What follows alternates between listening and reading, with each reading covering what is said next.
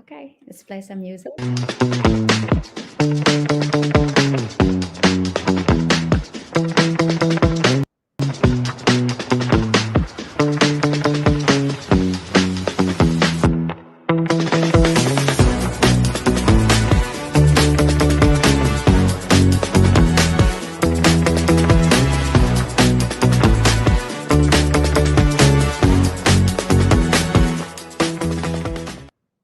Amazing. Welcome, welcome.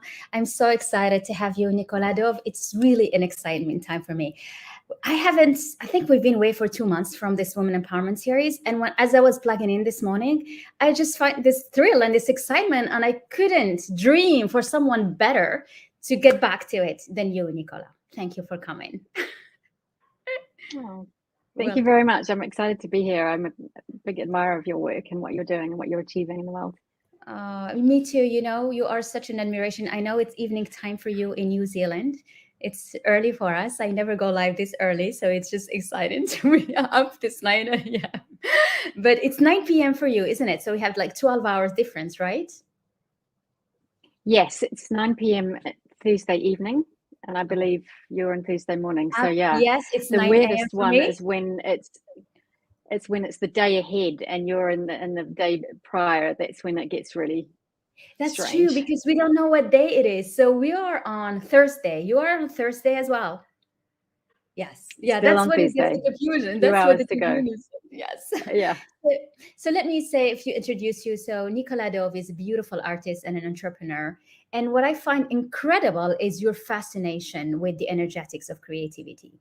And how you can integrate that, use that, you inspire others and use it in your work. So tell us a bit about you and what brought you to mix between your creativity and your side as a businesswoman. Thank you. Yeah. Well, my background is in both worlds. I grew up in New Zealand with entrepreneur parents, but I was a very creative child, and as an adult, that creativity has my tool of choice has been a camera, and so I've been a freelance photographer for about 30 years. And that's led me in all sorts of adventures all around the world, whether that's working on film sets all around the world or creating art projects that travel around the world too, and everything in between, working with NGOs in various parts of the world, all sorts of things. And I've always had businesses as well. And I feel so as an adult now, I mean, I had always had little side gigs as a child, and now I have an online coaching company, and I've always had various businesses over the years. And what I've come to understand is that I feel that entrepreneurs can learn a lot from the world of creativity, a lot from artists, and the things that I use that serve me well as an artist have been exactly the same in the world of entrepreneurship, which is inspiration, and innovation, and then balancing the other side of that, the flip side of that, which artists have to manage all the time, which is fear and doubt, and as fear and doubt artists and as entrepreneurs. So is it fear and doubt of themselves or how they will be perceived by others? Both, but it's very vulnerable putting art out into the world. It feels like you're putting your soul on the line, especially when it's art that means something to you. And I think as entrepreneurs, and I know I've been through this with myself, especially when you have a personal brand, it's easy to hide behind another brand if you're. That's true. Yeah. But when it's your own name out there as well, there's a lot of vulnerability, and you have to do a lot of interior work to feel to really stick with it and not run and hide, and actually ride those waves of inspiration through, so that you can those beautiful inspirational ideas, and when we have them, they feel like we can do anything is possible, but very quickly we can land on the be dumped on the shores of self-doubt, and who am I to think that that this is a good idea, or that I can manage this, or that it's all been done before, and I feel like a lot of all been done beautiful ideas before, yeah. That's feeling have of all been this done before. All yeah. yeah, and a lot of good ideas end up on that crashed on the shore of self-doubt, I think, and it's a shame, because that creative cycle that I'm very interested in has fear and as part of it. Yeah. That's part of the contract, because inspiration and creativity by its very nature takes you to the edge of what you already know, because it wants something, the next step in evolution, the next new thing, the next new idea, even if it's a small step. And of course that comes with fear when you're up against that line. How did you come across that in your own life in the beginning, like as a photographer? Like, how did you feel like your photography will be loved, appreciated the same way you chose to take them? Well, it's interesting. My relationship with fear changed a lot in my mid-20s. I was actually running a business in my mid-20s. I was living in my small hometown in the South Island of New Zealand. I was very far away from the kind of world of Hollywood and filmmaking, which is where I ended up as a photographer, and the world, the art world. I had trained as a photographer, but I wasn't being one, and because I was too scared, so I was playing it very safe. And I had I lost the hearing in my ear one day, and they said I might have a brain tumor, and they had lots of tests, and so that period of not knowing, that in between, it turned out I had just had what they call sudden unexplained hearing loss. So it wasn't a brain tumor, fortunately, but I still have the reminder every day. I'm still only have one ear that works.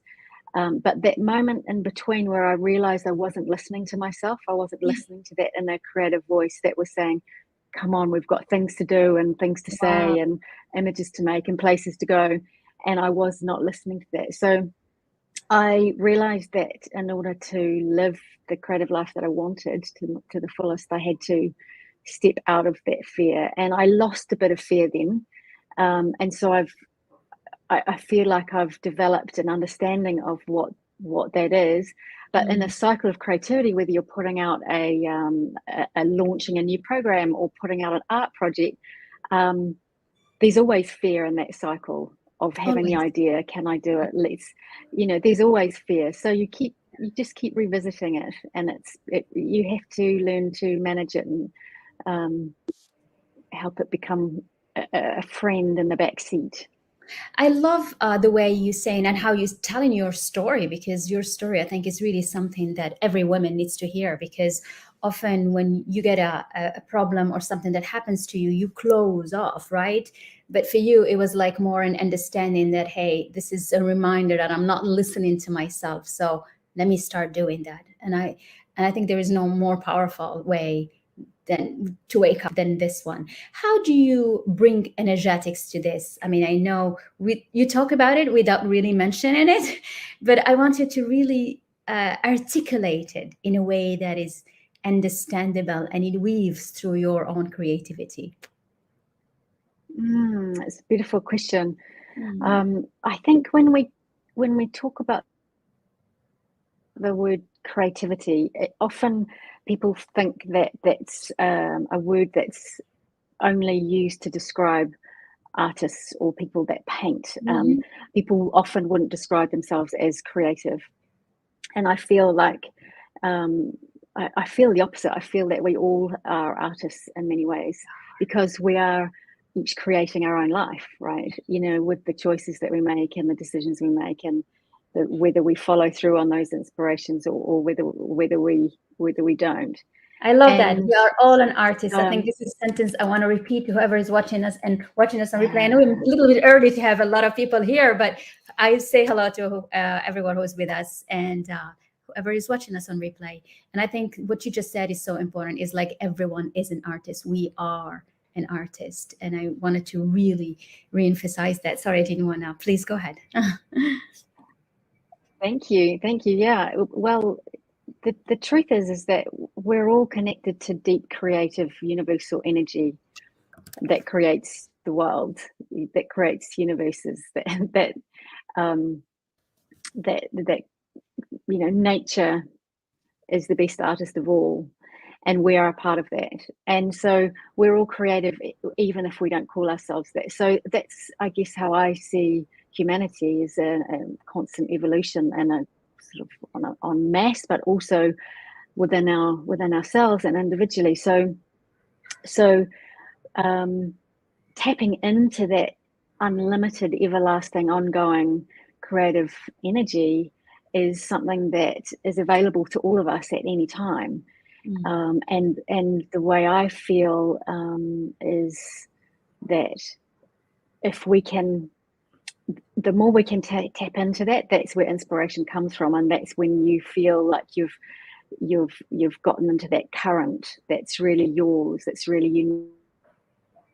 uniquely your particular flavor, and each of us has our own. And so I really love helping and supporting people to tap into that, and that authenticity and that unique flavor of whatever their expression is of the universal creative forces that we all live amongst. I love that. And so, that's a powerful energy, and it comes with it's a ride, like I was saying, these the cycles, and so learning how to ride those waves is really exhilarating.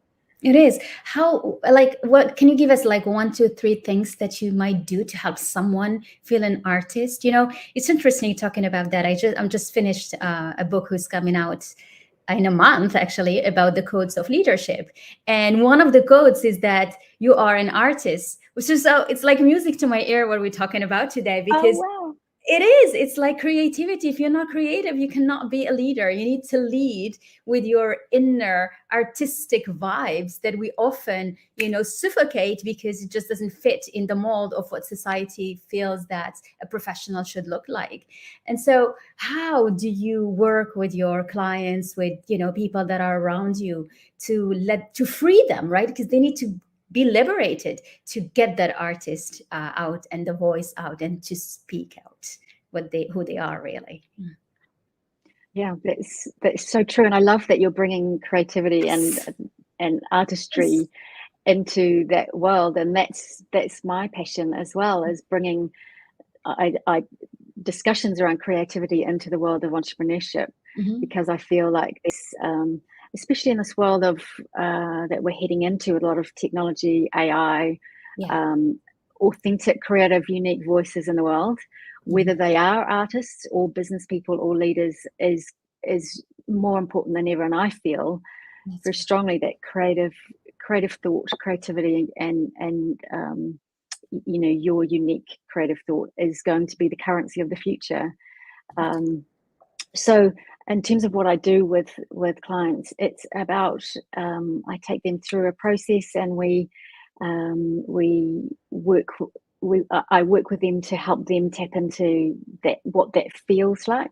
So the inspiration feels a little bit different to everyone, so we really find out and articulate what that feels like, and then these visualizations and these practices that you can do that are taken from the world of being an artist, that as an entrepreneur you can start and bring a bit of that into your day. And the thing that I really feel is most valuable is not necessarily painting.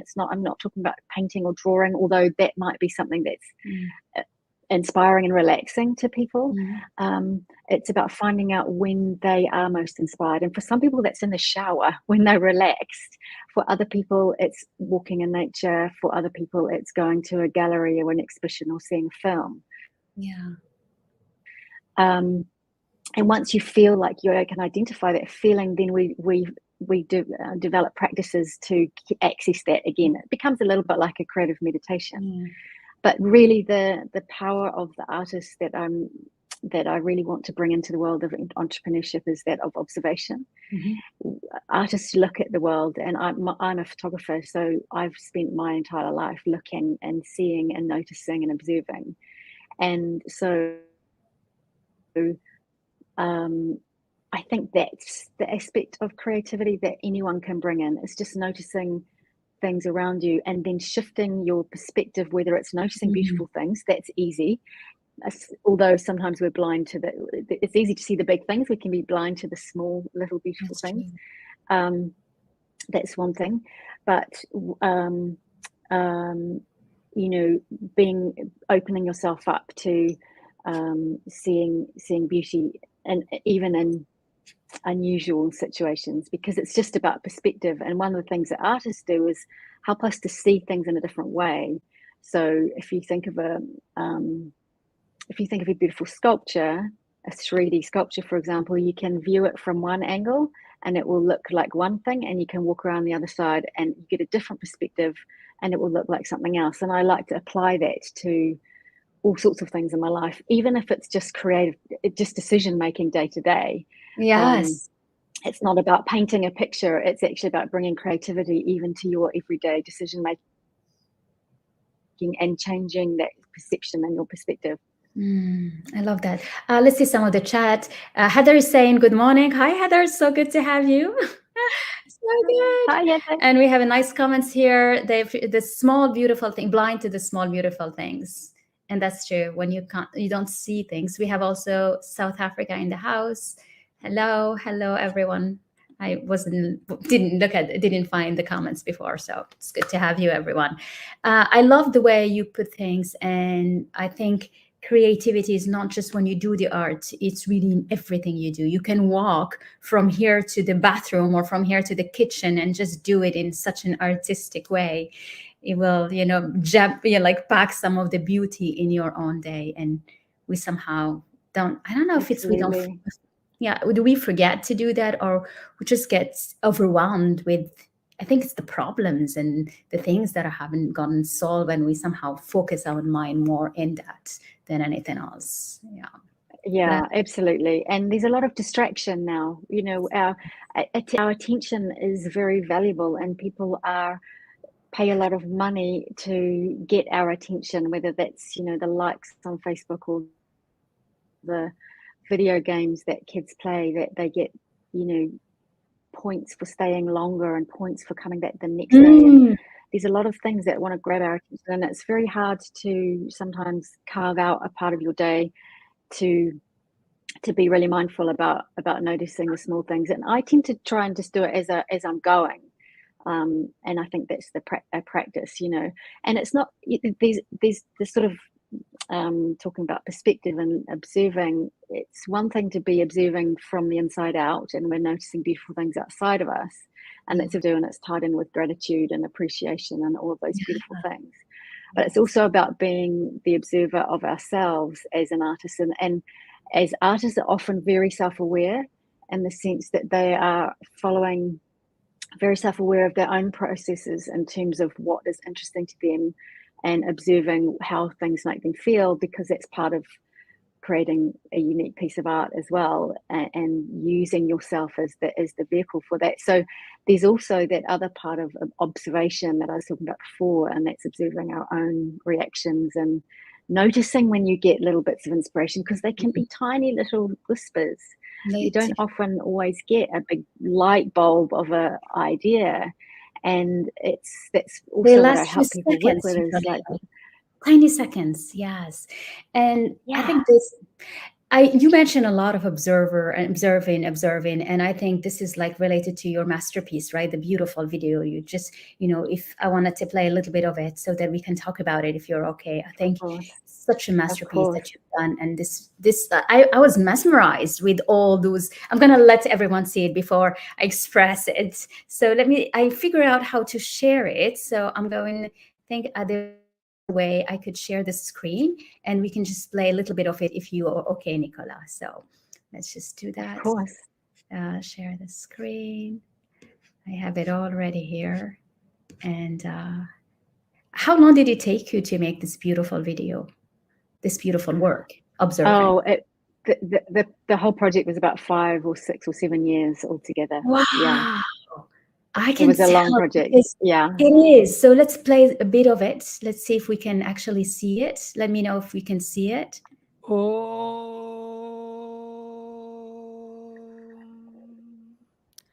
Sahana vavatu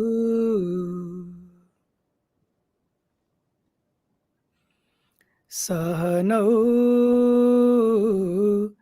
bhunaktu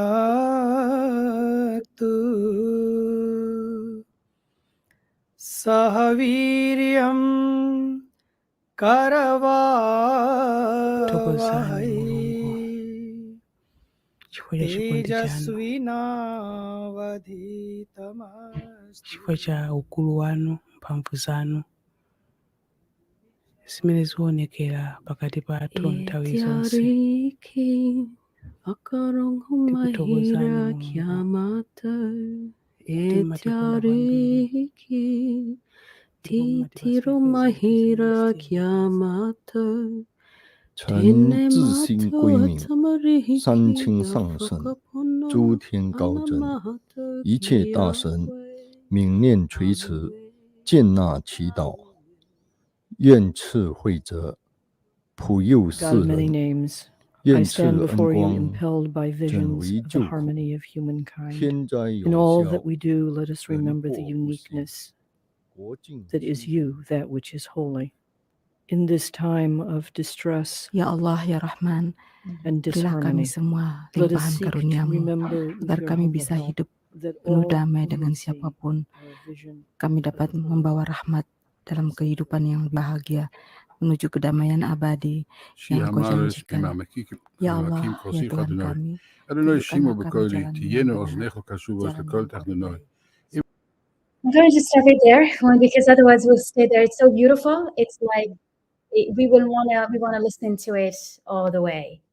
I was so mesmerized by how you were able to weave in all these languages. It made me feel so emotional because I heard Yeah. Arabic, I heard all those sounds that I know, and I'm like, how were you able to just merge them in a way that it feels okay to hear them like that? Yeah, I'm so glad that you felt something from it. It means a lot to me. So it's called Observance, and it's oh, I think I just lost you there. Oh, No. okay. Yeah. Oh yeah. So it's a photographic project that is about faith and spirituality and the connections between people rather than the differences between people. And so what I did was I photographed people from all different faiths from all around the world, using a technique that it comes from early photography. So they're using long exposures. You know, the cameras where they put the hood over their head and they have Yes. that, you know, the That's what you wooden used. box, right? Yeah. Yeah. So it's Wow. a large format camera, and there's just one shot, you know, one frame. That's and then it. you have to put another whole sheet of film in, and you take one picture. It's very slow and very considered and very meditative process. And so the exposures are 15 seconds long, and that's how long they also show up in the slideshow. So the same amount of time we see the image come up on the slideshow is how long the exposure was for. So it's long exposures, which gives it that shimmer. And what I asked people to do in that time was to be in a state of prayer, and really offer that that energy to the camera, with the idea and the exploration, really, to see whether a viewer across time and space could feel that. Wow. And so you were capturing the I also energy recorded of the the sound. moment when they pray. This was what I was most interested in, was the energy of that person, and can you feel it when you see it on the other side? not just me as the photographer, but the viewer further. And it is across time and space, because this was 15 years ago now. And so it's like a time warp, and that's why it's really interesting to come back and look at it now again after all these years. And I also recorded the sound of their prayers or mantras or songs, so or that's my whispers, question. and wove those together. Okay, so the sound, were they from people in the photography, or are they different? Yes. Oh, they are. No, they're the same. Wow. So you were looking for the most spiritual Yeah. person you can find. Did you travel the world to find all this human being? So this is the beautiful thing about creative journeys, is that you start with a little thing and this little idea, and it evolves, and you experiment and you talk to people and you evolve. And through this process, I was living in London at the time, and so I got involved in the there's a lot of organizations that work across different religions, to multi-faith organizations, right. to create dialogue.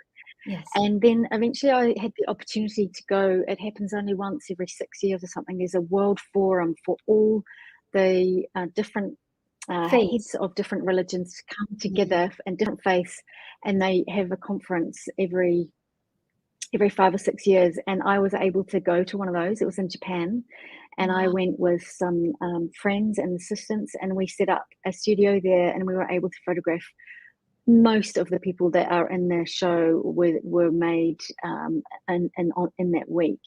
And so we had people from all over the world, all different religions and faiths, and also you know, not just at that show, but I would, you know, follow the breadcrumbs of an introduction from one person to someone else, and you know, these Jedis and these Sufi mystics, these you know, people from all the leaders to just observers of different faiths. So it's really broad, and I saw a lot of Muslims with different languages. So you had the Arabic, you had the, you know, Pakistani, other languages there, and you know, they pray the same way but not the same way, and it's just incredible.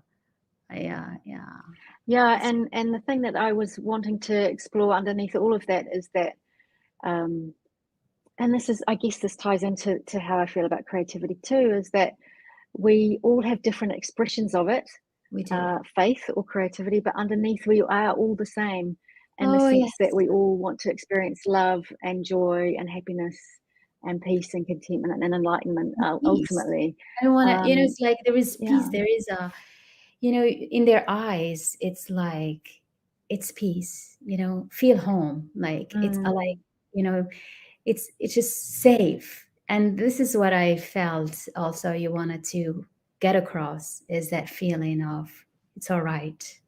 You know, they all mixed. There is no need to separate between the roots of each one and each religion and each faith and each thought. That's right. It's just the differences are just on the surface.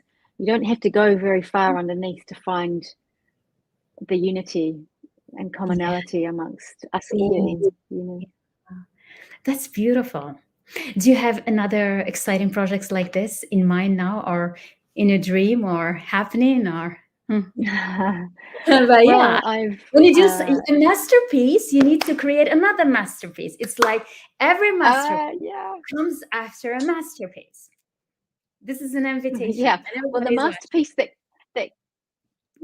I can't completely agree. And the masterpiece that came after that was my 2 children. So that's probably my biggest creative project. And so since then, I have been working I was working already in the film industry, and alongside being a parent, and then also, you know, setting up a coaching practice and online academy and things like that. So my creativity, again, I guess that's the thing. I feel like it's been expressed in different ways. It's still there, and it will come out again in a different way. Yeah, we want it to. It's when like when I it's can meant to. see, you know, Yeah. like I work with women and I love to see how women empowerment and like women owning their space and just belonging get to express itself in different culture. And this is something you can do because this is, you know, you're just an ideal person to observe, because you observe so well, and just put it together so the world can observe it with you. And you know, Morocco had just had a very devastating earthquake like 4 weeks ago. And we last week we wanted to visit, just with my daughters, to see. And what struck me is, how you see women in their basic of just having nothing yet showing the power of survival. And to me, like being able to capture this and capture the other, very professional in the meeting setup and everything, doing things. There is so much similarity, even if they feel so different, but we all come down to the same basics of, there is power in you, but if you know how to lead yourself with it, you can go very far. This is something. Absolutely.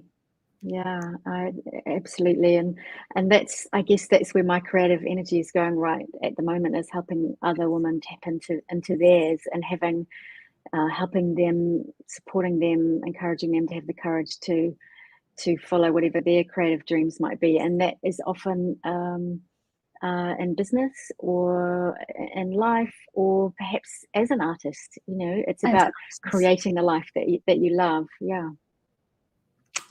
This has been so beautiful. I am so pleased and honored of this beautiful conversation. You are such an amazing woman and an incredible artist. And I want to see another beautiful masterpiece like this coming out. And I know you have it inside you. And we'll look forward to bringing it over to the world soon. Thank you so much for being here, Nicola. Thank you all for joining us. Thank you. Lovely to chat with you. Lovely. Is it okay if I drop the link to this beautiful observance? Is something that we can share? Please, yes, you can. Yeah, absolutely. I will do that. Whoever wants to watch it. Okay. Thank you, everyone. And I'll see you soon. All right. Don't